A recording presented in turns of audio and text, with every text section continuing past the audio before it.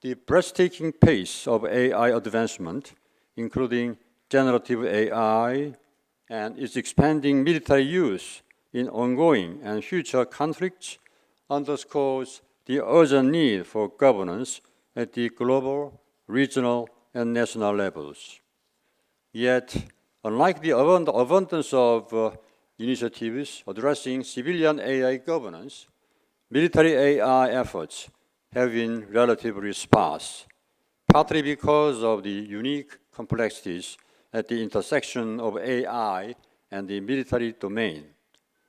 However, over the last 3 years, we have witnessed significant movement.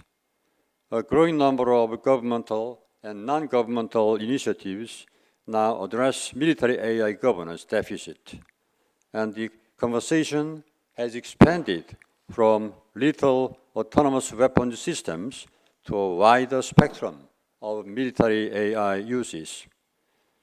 Allow me to present the context and outline of these global initiatives. First, the UN Secretary General set the tone for global AI governance through the Agenda for Peace report, Pact for the Future, and his high-level advisory board report titled Governing AI for Humanity. Second, the UN Security Council dedicated special sessions to military AI in 2023 and again this past September, convened respectively by the United Kingdom and the Republic of Korea. This reaffirmed the profound implications of military AI for international peace and security.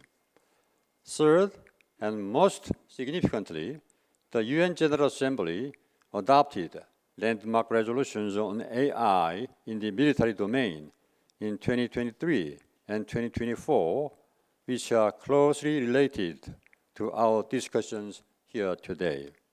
The resolutions 79, 239, and its follow-up resolutions garnered support from more than 160 countries of the UN members.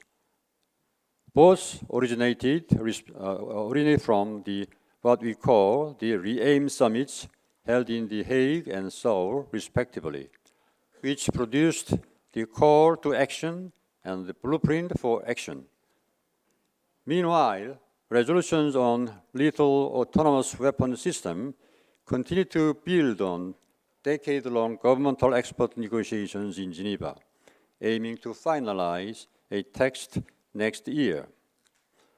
At the non-governmental level, the Re-aim Global Commission, my commission, after 18 months of hard work, launched its final strategic guidance report, this report, titled Responsible by Design, Strategic Guidance on the Risks, Opportunities, and Governance of Artificial Intelligence in the Military Domain. We presented its findings at the UN Security Council high-level meeting in September, and later at UN headquarters. Today marks the first major global conversation on this report outside the United Nations. Last year, as you may know, the UN Secretary General's high-level advisory body noted, quote and unquote, there is no shortage of AI governance dialogue, yet none are truly global or comprehensive. Also, the 2 UN General Assembly resolutions I mentioned on Re-aim called for multilateral efforts to address military AI from humanitarian, legal, security, technological, and ethical perspectives. Our report was intended to answer these calls, including the Re-aim Summit declarations, and translate them into comprehensive guidance at strategic, tactical, and operational levels. Let me highlight several key features that distinguished our report. 1, holistic and comprehensive scope. We assess military AI through humanitarian, technological, legal, ethical, and security lenses, as requested by UN General Assembly resolutions. We examine AI's intersection with responsibility, human judgment, and international peace and security. 2, layered operational approach. You may call it action agenda or action roadmap. We present 3 guiding principles, 5 core recommendations, and life cycle-based guidance, specific guidance, spanning strategic, operational, and tactical levels, designed for policymakers, practitioners, and experts. 3, responsibility by design concept. We emphasize ethical and legal considerations must be embedded from the earliest stages of AI development through its whole system life cycle. Safeguards must be built in from the beginnings. In the military domain, the stakes are immeasurably higher.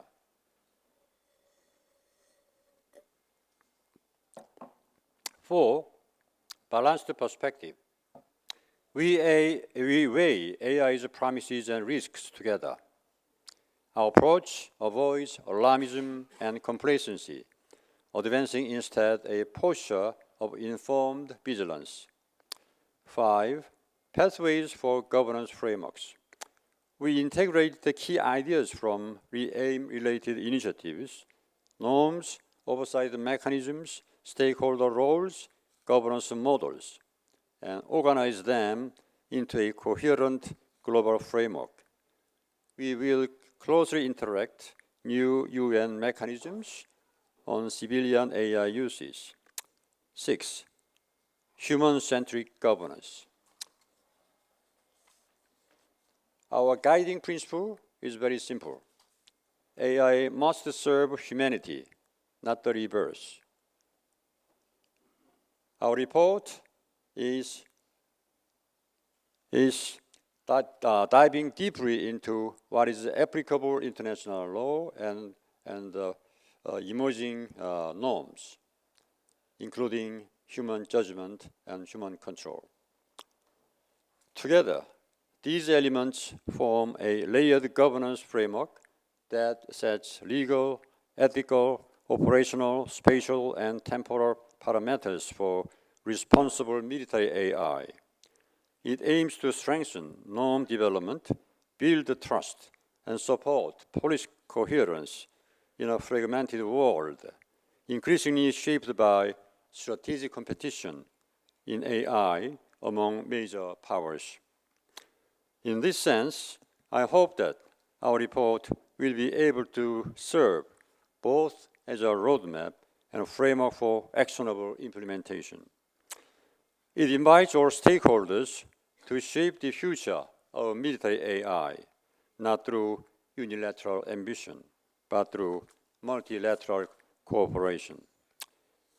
Above all, this report carries a sobering message. Humanity must learn to govern AI before AI governs humanity. As UN Secretary General Antonio Guterres warned, humanity must not be left to the black box of an algorithm. As technology increasingly shapes geopolitics, we must build an international order grounded in shared security and norm-based innovation. We must be military AI ready. Human conditions and the future trajectory of our civilization will be determined by the choices we make now. Please enjoy our panel. Thank you very much.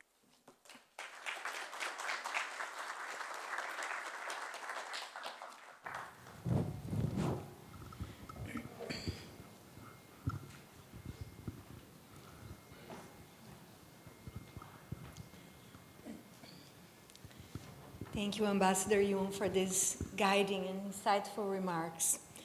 We're very appreciative of the hosting from our hosts be here in Doha, and also by the Jeju Peace Institute. We're very grateful for you for having convened this important session on the Global Commission on the Responsible Use of AI in the Military. I'm very delighted to be here with my dear friends and colleagues who are also members of the Global Commission. We have been working very hard in the last almost 2 years. We have met in several diplomatic capitals around the world, and we created really a network of collaboration on the use of AI in the military, and doing so responsibly. So let's indeed have a brief overview of our report in complementing what Ambassador Jung has already put forward for us. And let's start with the implications of military AI for peace and security. So indeed, as a global commission, we have ascertained that the risks appear in many different areas. The risks to global peace are significant. In the context of international peace and security in general, AI threatens to destabilize existing deterrence frameworks, accelerate arms races, and create new asymmetries between developing and developed countries. The uncertainty surrounding both adversaries' AI capabilities and their intentions generates fear, can create escalation, and we were particularly concerned in the Global Commission in the command and control contexts, where the integration of AI in decision-making in the nuclear sphere would be very threatening. The general purpose nature of AI complicates proliferation concerns as well. So our recommendations, ladies and gentlemen, for all stakeholders from the Global Commission responsible use of AI in the military, the first core action would be anchor AI in ethics and international law, existing international law. A second recommendation would be keep nuclear decisions under human control. Third would be implement life cycle policies with rigorous test, evaluation, verification, and validation, so as known as TEVV. A fourth would be a joint permanent multilateral dialogue that is already being created for AI in general at the UN in New York. And fifth, build expert networks for knowledge sharing. Our core recommendations for member states would be create national strategies and TEVV standards that would represent a foundation for credibility. Establish a permanent multilateral dialogue for AI in the military. And that would be, for member states participating, would be a seat at the table for norm setting. Also, we recommended a multi-stakeholder expert network, which would give everybody access to global best practices and capacity building. We also recommended an international incident prevention agreement, which would prevent escalation before it would start. And we also explored a number of new governance mechanisms that we're happy to talk with you about them later. So, as the Ambassador Jung has highlighted for us, ladies and gentlemen, the UN diplomatic process and beyond the UN is very prolific. Significant progress has been made over the last 2 years, and we have witnessed that very closely during our deliberations at the Global Commission. And we are happy to say that we are very much less fragmented than before. We are hopeful to say that things are starting to align. As Ambassador said, our strategic guidance report was presented at both the UN Security Council by the Prime Minister of the Netherlands and also presented at the first committee. Right after that, we had the new resolution at the UN that really calls for multilateral dialogue. The key points of this resolution, again, just passed by 165 members. That's quite unanimously at the UN in New York. Calls again for applicability of international law throughout AI life cycle, the whole life cycle of AI. Encourages the states to address opportunities and challenges to peace. calls for bridging divides between countries regarding using AI, again, developing and developed countries. And again, we also have the good news that the third REAIM summit is going to happen. So we have, again, a multi-stakeholder platform that is very prolific for all stakeholders to come and create dialogue, not only member states of the UN, but also scientists, inventors, young audiences would also typically come. We saw them in Seoul at the second REAIM summit. Ladies and gentlemen, so we have also to remember the past successes in creating global governance in other areas. They are enlightening for us. They also help when we took care of examining them. Some ingredients of past global governance successes, I must say, that we examined that we could borrow lessons to create global governance on AI in the military is a framework that stands the test of time.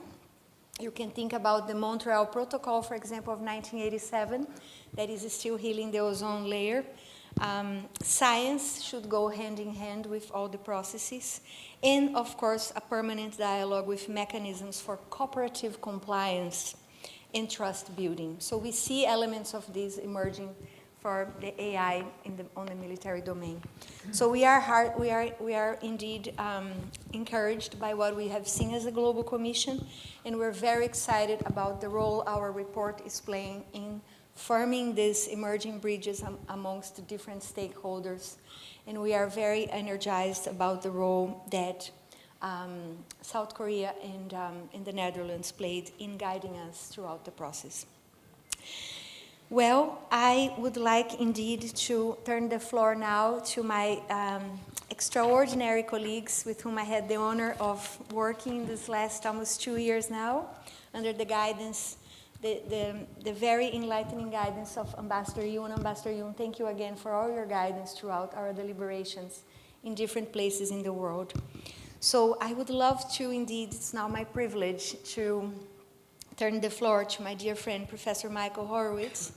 Professor Horowitz and I, we talked about we could address a number of questions we have entertained in these last 2 years, but I asked him just to tell us, where do we stand in the use of military AI, the benefits and risks. He's extremely well positioned to have us wrap our heads around the various and broad capabilities that AI enables and the risks associated, and also the national initiatives that we see also emerging around the world. Professor Horowitz. Sure. Thanks, Denise. And no one worked harder on the GC REAIM Strategic Guidance Report than you. So, thanks for all of your work on that. And it's a real honor to be here today. When I think about artificial intelligence, I think about it fundamentally as a general purpose technology. So like the combustion engine or electricity or the railroad, it's not a widget, it's not a weapon. And so why does that matter? I think it matters for 2 reasons. The first is when we think about the areas that militaries are likely to use AI, the answer is everywhere. Because if the question was, like, where do militaries use electricity? Or where do militaries use, vehicles with engines? The answer was everywhere. And so we should expect to see the same with AI. The second is that it fundamentally shifts how we should think about the notion of racing, and especially arms racing, in the AI context. In that, we're familiar, there's a common thing out there you hear about, an AI arms race or sort of an AI race, and there's certainly US-China competition in AI and other countries competing, and there's certainly a race for leadership in frontier artificial intelligence. But nobody talked about an electricity arms race. Nobody talked about a combustion engine arms race. And so we shouldn't expect this to be different in the AI context.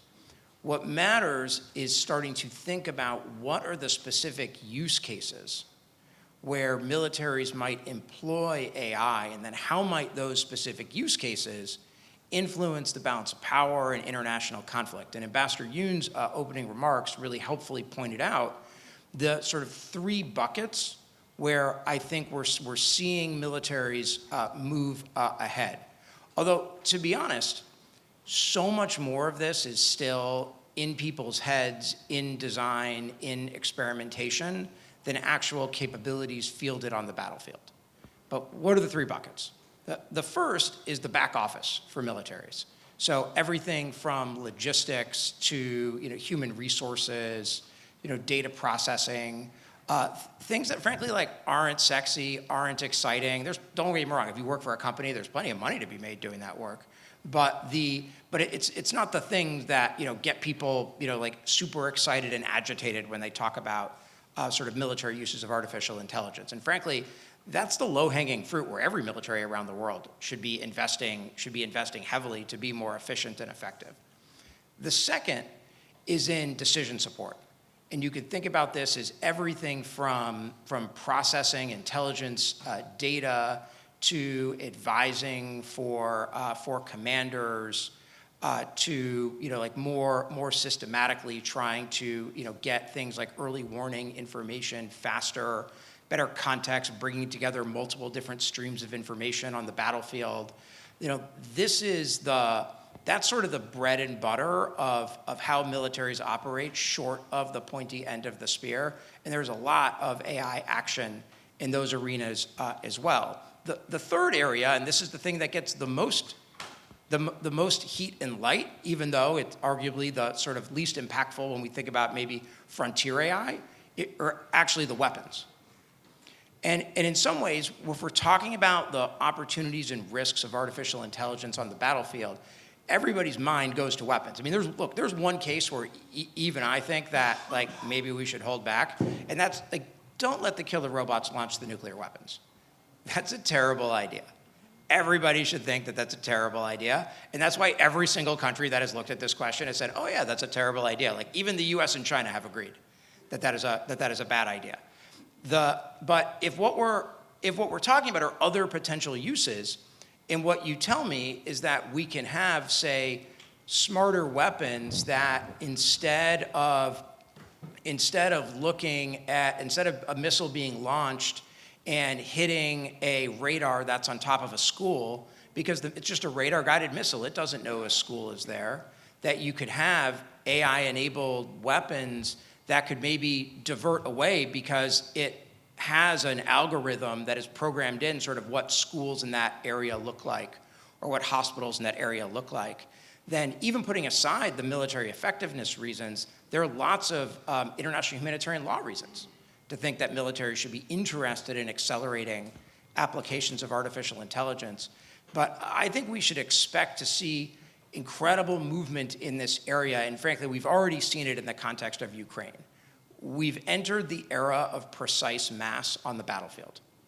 And by that, what I mean is the intersection of AI and autonomy, commercial manufacturing of drones, and then the proliferation of precision guidance, which is now a 50-year-old technology.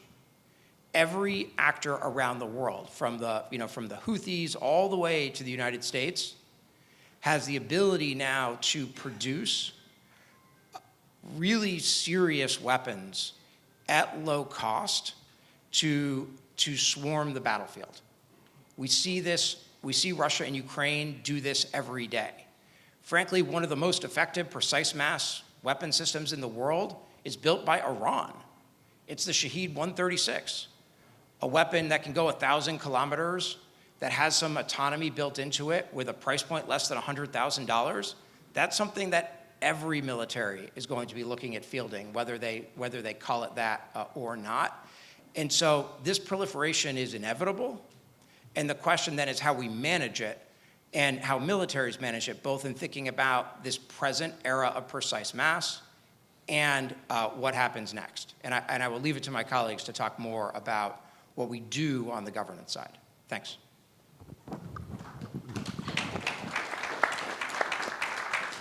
Thank you indeed, Professor Horowitz.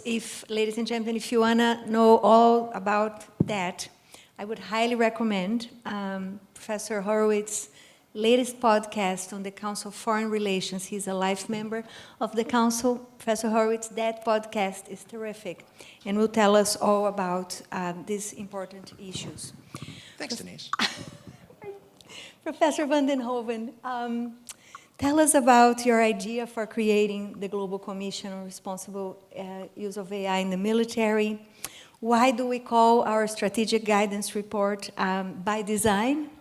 So tell us more about how do we define responsible AI, what about responsibility and accountability, and indeed recommendations for industry as well, arising from the need to create responsibility and any invention by design responsibly. Thank you.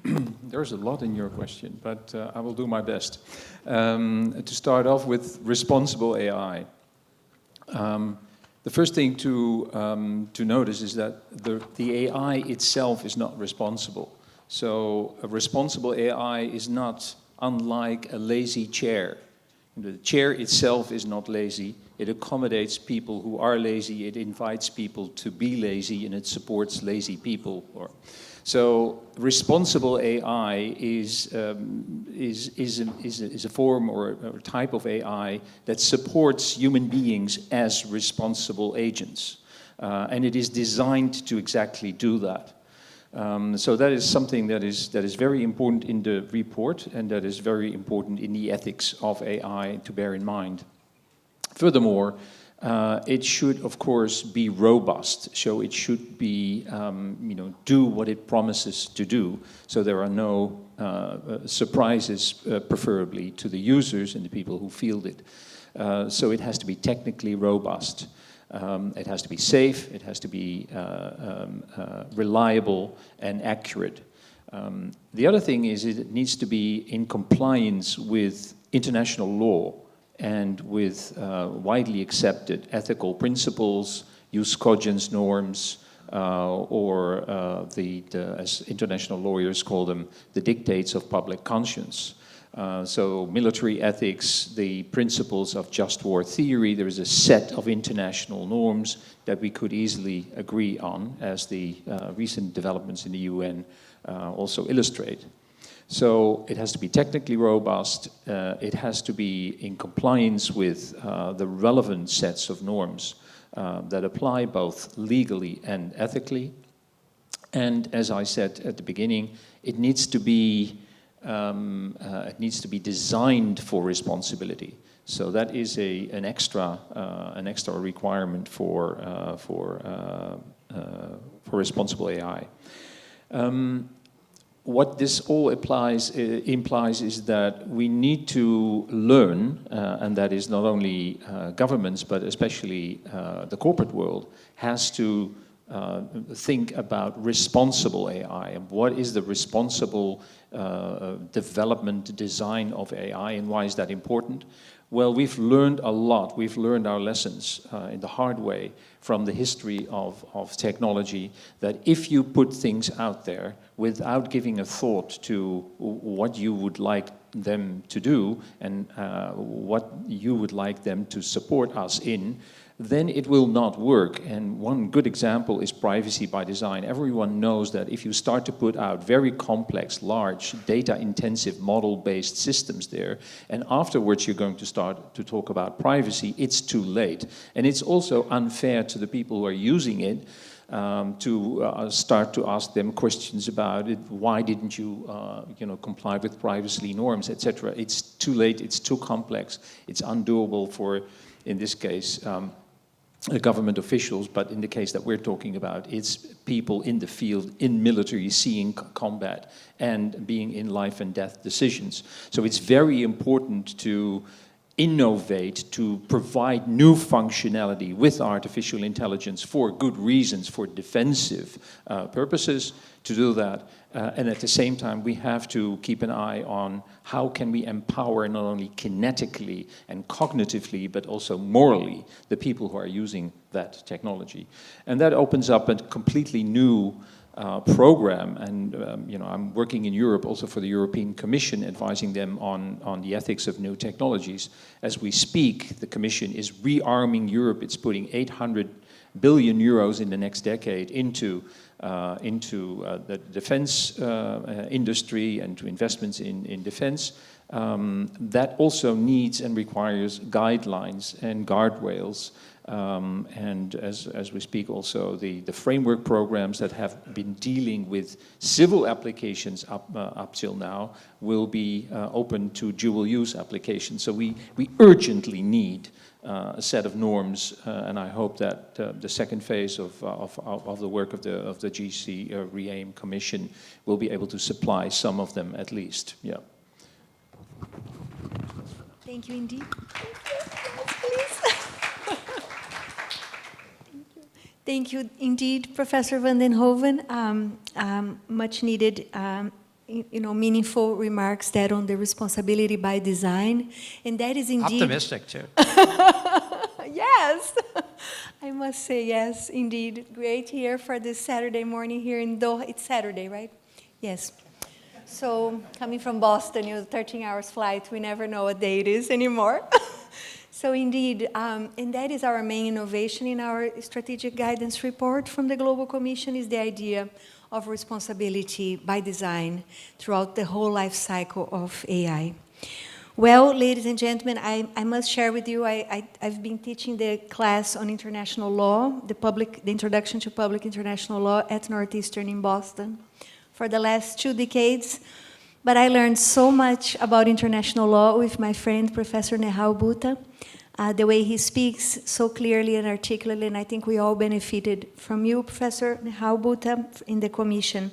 And I asked Professor Bhuta to tell us why is the global governance in the military AI necessary, the governance, norm formation, deficit, and of course the international legal implications and significance, the complexities involved in creating a global AI framework. We had such heated debates on that, and what kind of mechanisms, like a framework convention, a code of conduct, so many different ideas, and the global initiatives in general, Professor Bhuta, at the UN, the ICRC, etc., go in and from different countries. So indeed, Professor Nehal Bhuta, thank you. Thank you, my friend. Thank you very much, Denise. Thank you also. It's a great pleasure to be reunited with members of the Global Commission and with the chair of our commission, Mr. Yoon. So, because we're here in Doha, I thought the question I should be asking myself should be pessimistic or optimistic about the future of international law regulating the use of military AI. And I think the only answer comes from the title, the well-known title, I'm sure, of the Palestinian novelist Emil Habibi, who wrote about Said, the pes optimist. We must be pes optimists in relation to the regulation of military AI. So what does that mean? I'm pessimistic about the prospects of new legal frameworks. I think the regulation of conflict, the regulation of military affairs is regulated at the level of international law only through the express consent of states, and it's difficult to get states to converge around new norms. So on that side, I'm pessimistic. Does it mean that we don't need new laws? I'm going to leave that as a question to which I will return. But on the optimistic side, one of the few treaty regimes in international law that is truly universal is the Geneva Conventions. All states in the world have signed them and ratified them and adhere to them. So on the optimistic side, we have a universal framework for the regulation of military conduct, and we need to lean into it in order to effectively regulate the development, deployment, and use of military artificial intelligence. So let me explain what I mean here. So do we need new laws right now? I think the answer is no. Do these existing laws, the laws governing the regulation of hostilities, international humanitarian law, and some aspects of human rights law, are they sufficient? So my answer to that is a qualified yes. They're sufficient in as much as they do apply. There is no legal gap. But the challenge that we must face in the development, deployment, and use of artificial intelligence in the conduct of hostilities is what steps do states need to take in order to make sure that those laws are effective in the development and application of the technology. We live in a world, as the ICRC has recently observed in its Contemporary Challenges report, the report that it issues annually about the state of IHL.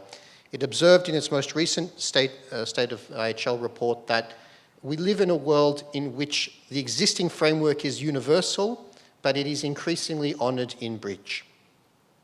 And it's partly honoured in breach because states are developing interpretations and applications of the law which stretch, perhaps to vanishing point, the norms. And I think this is a risk that is real in relation to the development of AI. When we start to incorporate artificial intelligence modalities into decision support, as Michael has rightly pointed out, we are effectively shaping the contours of human judgment about threats and about what is a reasonable and proportionate response to threat. And the challenge becomes, how do we know that that judgment is exercised lawfully? In order to answer that question, we need to know, how was the system constructed? How representative is the data? How does it present options to the user? How does it present options in relation to the use of force? All of these questions, we cannot look to the treaties of humanitarian law to answer them. The treaties of humanitarian law operate at a much higher level of abstraction. But if we want to make those treaties effective, we must find ways to concretize the meaning of those rules in the applications themselves and in the way that we interact with them.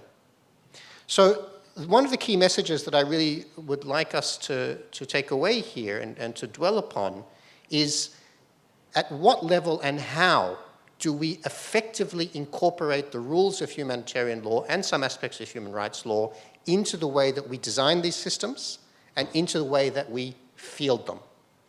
This dovetails, I think, well with Jeroen's observation about the necessity of responsibility by design. Equally, there's a necessity for legality by design.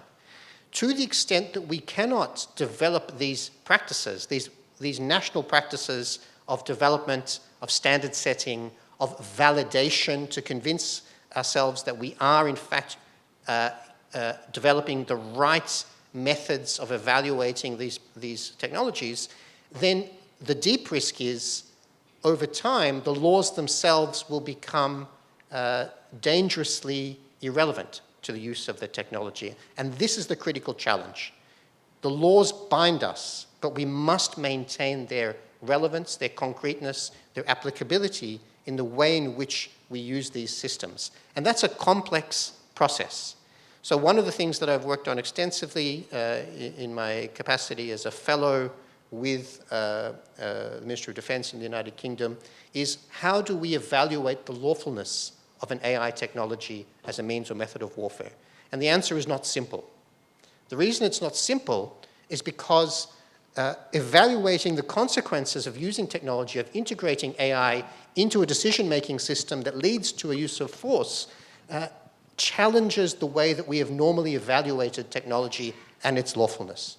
We're used to asking the question, if we shoot it up and it comes down, will it hit what we want it to hit? Well, we can evaluate that in a certain way. Can we evaluate effectively the ways in which the model creates images and creates judgments and promotes judgments about what is a military target and what is not? Can we effectively evaluate the way that the decision maker interacts with that recommendation? How do we constrain that interaction in ways that assure us of lawful use? If there is no constraint, what is to stop the decision maker from acting on low confidence recommendations? What is to stop the decision maker from concluding that the nature of the recommendation justifies a certain level of civilian casualties? These are all the risks that are not inherent in the technology per se. They are inherent in the fact that the technology is integrated into a system of decision-making in which humans, machines interact, but they have a duty to comply with the law.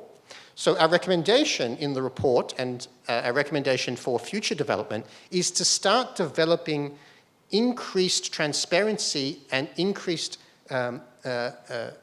transparency about the way that we're going to do this, the way that we're going to evaluate these things, the standards we should set in order to make sure that legality is at the forefront of the process of development, deployment, and use. This is, as Michael rightly says, still new terrain. We have relatively few instances, and militaries like the United Kingdom are not there yet in terms of their own development, but they wish to be so.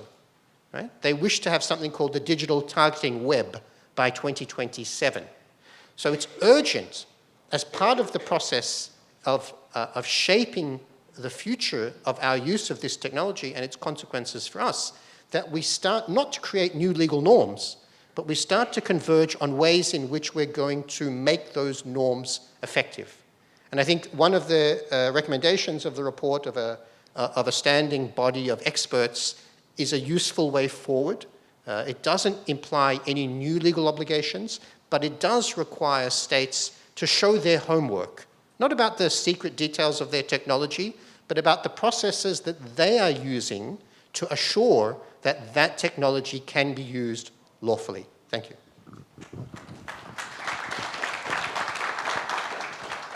Thank you, Professor Bhuta. Indeed, very insightful recommendations there.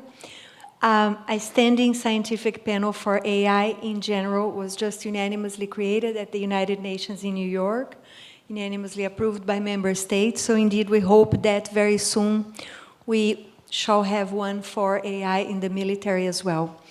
Ladies and gentlemen, I would love to open the questions, open the floor for questions from you. I will be strict with you as I am with my students, a sharp, pointed question for our speakers. And for me. So, and also introduce yourselves as well. Would be delighted to know who is here joining us today. I already have one question there, 2 questions here in front. So I'd love to collect 2 first questions and then open a second round. I'll have my speakers respond very succinctly as well.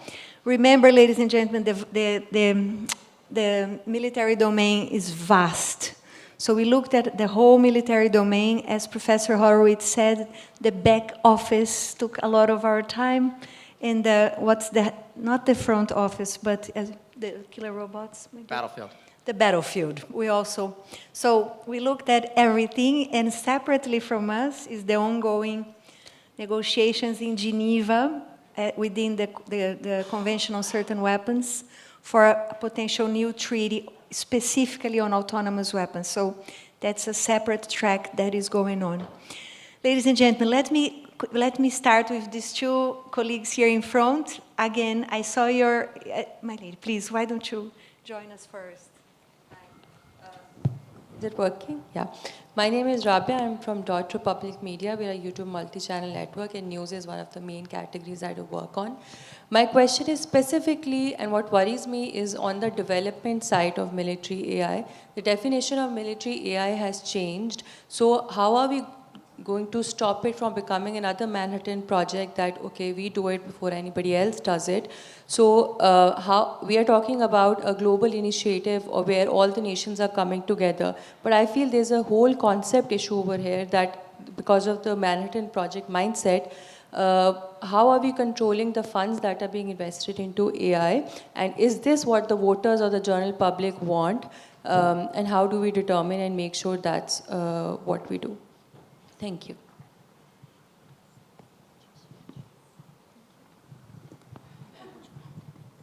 Thank you very much. My name is Iqbal Mohammed. I'm a Member of Parliament from the United Kingdom. And next week on Wednesday, I have an AI safety debate in Westminster Hall. So I'm really interested on feedback. Very quickly, AI is still developing and will continue to develop in all the different areas, including military. But we already know it's being used in breach of international law already. So the targeting of civilians and specific body parts and areas of civilians and children in Gaza by the Israeli drones, etc. So this conversation around ensuring that AI meets the current international laws and the norms, we've already gone past that. And before AI, we had weapons that were developed with the intent to use them according to international law, but have been used in breach of. So is it even possible, if you're starting at such a sort of step back from where we are today, to be able to control it and bring it back into line? Thank you indeed. It looks impossible until it's possible, right? So let's see. Well, I've worked so closely with my speakers for the last 2 years that I know exactly who can answer these questions. Let me start by you, Professor Horowitz, and then I'll turn to Professor Bhuta, and then a second round of questions from you, from the audience. Oh, those are both great questions. I think in response to the first one, I think that this is like any emerging military technology area in that, certainly, I think everybody's familiar with something like like Gartner hype cycles. And, there's so much excitement about AI, both in the civilian economy and in militaries right now. And so then the question of like, how are AI investments actually being spent? And are they being spent in wise ways? I actually think that this is not, and this actually, in some ways, is my answer to the second question as well. It's not fundamentally different than other technologies. And the challenge right now is that in some ways, because the definition of AI is a moving target, as you said, and that once we figure out how to do something, often we call it software. And so AI is always the thing that's sort of over the horizon, is the thing that's next. I think that there's definitely a challenge, especially as lots of folks now like rush to label like things that they are doing AI. And so, like how those capabilities get spent, I think will be really important. Just a brief thought on the second question. I actually think it's important in the context of, in the context that you were talking about, to not remove human responsibility, in that the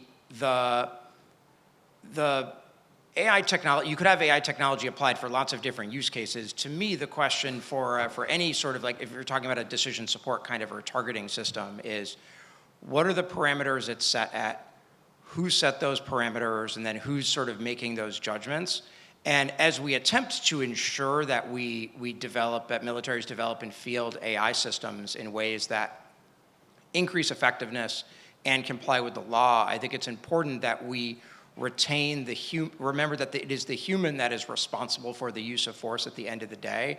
And I certainly wouldn't want a situation in which, in some ways, the humans get off the hook from a responsibility perspective because we blame the technology. Yes. Yeah, so I think this is important. This is the reason why I mentioned, for example, the European Commission that is now kind of massively going into defense. And is also looking at drawing upon the work that has been done on responsible innovation. This is exactly the bind that you're in. You want to help yourself to a certain functionality, whether it's in sustainability or in logistics or in the military domain, and at the same time you have to kind of accommodate your basic principles. So you have to think of something really smart, and that's exactly what innovation does. And everyone should be on the same page. Everyone should be agreeing that we need to retain human agency, human responsibility, and oversight. And at the other hand, we need to help ourselves for good reasons, to this military capabilities. So that's the bind that we're in, and it's a big challenge. And it's not innovation in this field is not about making itself easy for ourselves by just removing one of the two horns of the dilemma, but you have to grab the bull by both horns. So, well, I think you raise a very important question, and I suppose I'd return to my observation that we need to be PES optimists. The development, adoption, deployment of artificial intelligence is going to take place. We've seen, in the case that you refer to, a close relationship between the use of the technology and violations of the laws of war. And I would very much underscore the observation that in order to understand why the violations took place, we actually ought to be looking at the role of the humans. It's not the technology per se, it's who designed it, how did they shape it, who authorized it, what policy framework did they set around using it. And these are all still live questions. They're questions that the United Kingdom will have to address. in its own development, adoption, and use. There are questions that the United States will have to address and that European states will have to address. And so I think it's really very important in a way that we don't say to ourselves, the ship has sailed. It hasn't sailed. It's still being built. And the question is whether we can stop building it. I don't think that's likely for all the reasons that Mike has mentioned. The question is, how can we shape the way that it's built in order to put legality and ethics at the heart of that exercise? And I think, to be fair to the United Kingdom, I think they are a state that is taking that very seriously. And what we ought to be trying to do is encourage all states to take it seriously and to develop ways in which their seriousness can be demonstrated. Thank you indeed, my brilliant panelists and friends. Indeed, and also the technology is developing so fast. Diplomacy in Geneva, New York, and other diplomatic capitals is trying to catch up as fast as possible. But if you take the case of autonomous weapons, again, the effort started back in 2013. Professor Horowitz and I were there since maybe 2014 observing these efforts, and we still don't have a treaty. So everything takes time. The Law of the Sea Convention took 20 years to be negotiated. So the ship is being built. I love that from all fronts. So indeed, we're very fortunate to have a little bit more time for questions. So I will try to take all the questions. What about that? You all have pens? And then you can answer them in the way you want. Gentlemen, please. I will come to all of you. I promise. Yes. And very sharp questions and sharp introductions, please.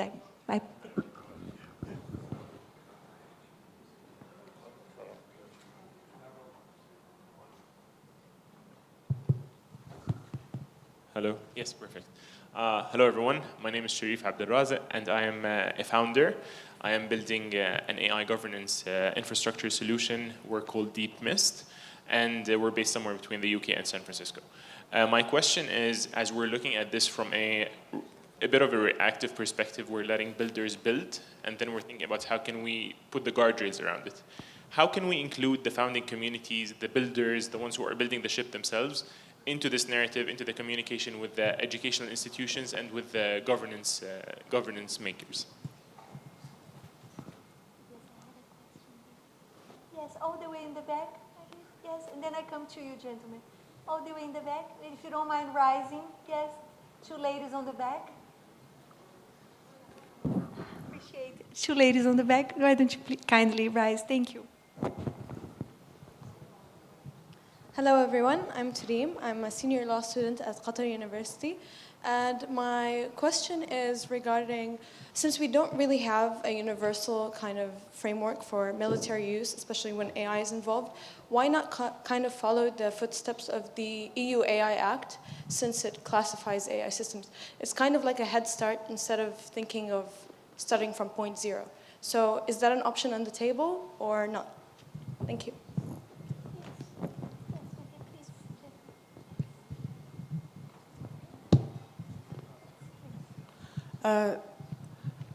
Lovely, yes, and then you, sir. That lady already with the microphone, and then I come to you. Should I?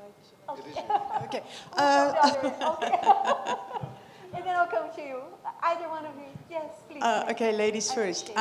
Professor Bhuta, I am a professor at the University of the Witwatersrand. My name is Mia Swart, also in international law.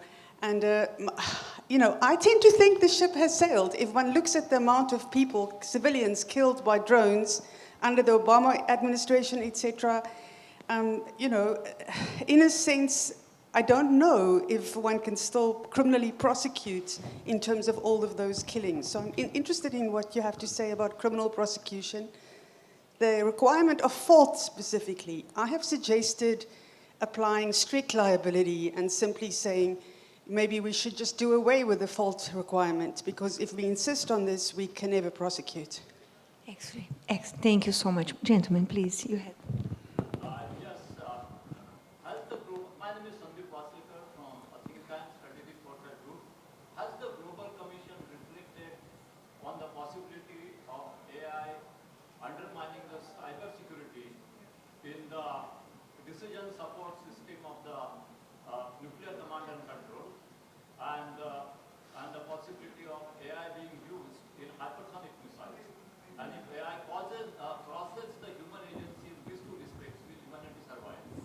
Thank you, sir. For cyber, yes, I'll have Professor Horowitz answer, but hypersonic missiles are our next phase of our task.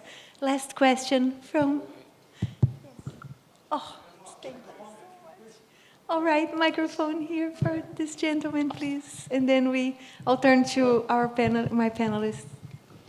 Okay, thank you so much. My name is Robert Selemani, and I'm from Zimbabwe. So I'm coming from a technical background because I'm an AI developer myself. So I wanted to ask, do you think it's really possible to achieve responsible use of AI?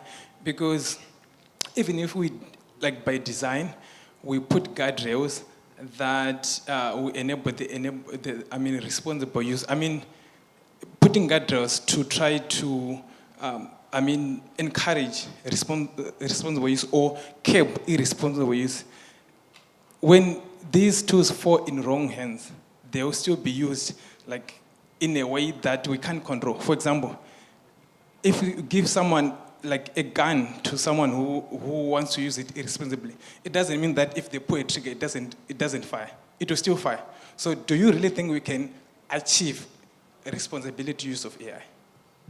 And us as developers, so what do you think we can do to be able to achieve that? Thank you.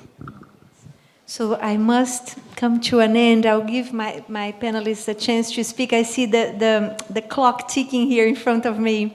And responsibly, I must act as a moderator by design. So indeed, what I have to say for all your questions is there's a lot of very competent and people working towards, I think, responsible AI and responsible AI by design. But let me start, indeed, perhaps with Professor Horowitz, and then we go all the way to Professor Bhuta for the last word. Very quickly, in a way that addresses a couple of the points. The first, in terms of thinking about institutions and governance, is I think transparency and policy is critical here. For example, the United States military, every policy the United States military has on artificial intelligence is unclassified and available online. And some of them are quite long, which is why US military policies are also the most criticized in the world. But having that, I think that context is important, and that's important for capacity building for institutions everywhere. And I think the era of AI makes the cybersecurity ever more important. If it could have already been sort of more important, makes it absolutely essential, both when it comes to the data that goes into models and then how militaries use those systems. Yeah, so I'm responding to your question and to your question and try to do them both together. I'm coming back to one of the central themes of our commission. And that is the operationalization and specification of these general legal and ethical norms that we have been discussing now for almost 2 decades. It comes to the point where we have to see which requirements, technical requirements, are implied by them.